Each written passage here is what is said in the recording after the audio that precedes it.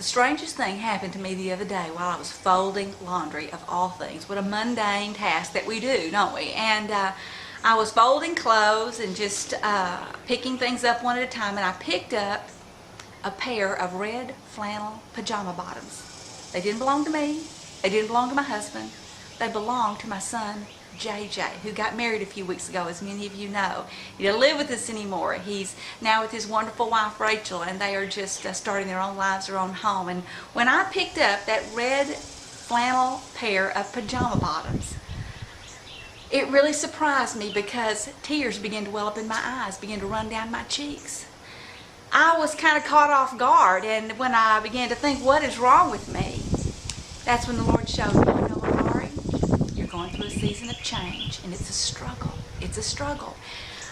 I got to tell you, though, I never saw it coming, especially over laundry, because laundry was one of those things that JJ and I had some tension over. He didn't do laundry like I did laundry. He's been doing his laundry for several years. He's lived with us off and on, you know, just like a lot of young people do these days. He went off to college, came back. He has been in and out of roommate situations. Leases run out, roommates get married, things like that happen.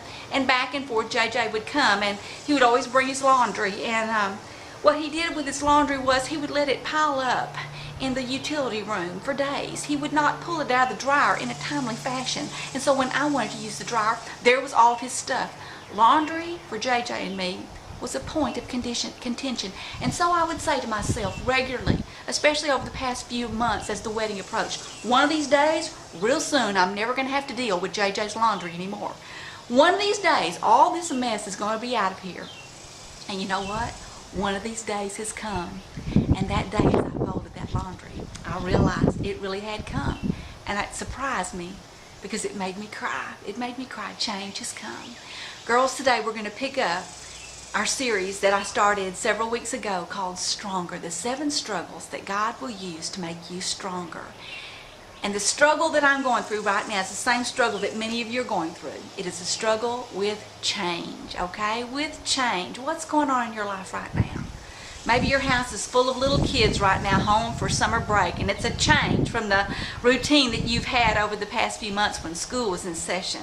Maybe some of you are going through change and you have a serious medical condition, or someone you love is going through something that is very difficult for you. And there's so many different ways, but God brings change. He allows it in our lives.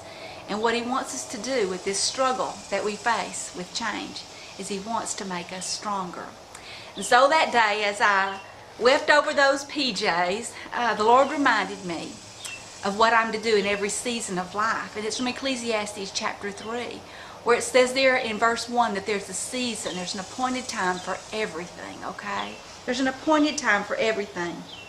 A season for every event under the heaven. And then the writer of Ecclesiastes, of course, Solomon, goes on to write about all those changes and all those seasons. And it got to me because I was reading verse 4, and it says there that there's a time to mourn and a time to dance. You know, just a few weeks ago we were dancing at JJ's wedding, and here I was just a few days ago mourning in my kitchen as I folded the laundry. So there's a season to dance, there's a season to mourn, and so I want to mourn the loss in some ways, but then again, I don't want to be just all downcast and depressed about this, because He's doing good, and He and His wife have a beautiful home, and they are just beginning together to make this home, and to just a beautiful thing, isn't it, to see your son marry a godly woman. I couldn't be more happy about that, and yet it's changed for me. My empty nest is a challenge for me, and I'm struggling with it a little bit.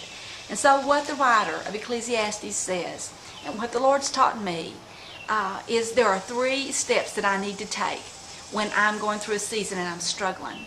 And the first thing he says is in Ecclesiastes 3:12. He says, then I know there's nothing better to do in these seasons of life than to rejoice, okay? So I have to rejoice, and I have a lot to rejoice about, and you do too. I have a lot to rejoice about. As I said, my son married a wonderful, godly young woman. I have a lot to rejoice about because I do have an empty nest. This is a season of opportunity, so I've got to rejoice. I've got to see it from God's perspective and rejoice. Turn my eyes on praising Him and not getting down into my circumstances and wallowing in it, okay? So, number 1, rejoice. The second thing he says there in that verse is do good. There's nothing better for him to do than rejoice and do good. In the season of change that you're going through, as you're struggling, the Lord wants you to do good, okay? Find the good in it and do the things that God calls you to do in that season. Do good.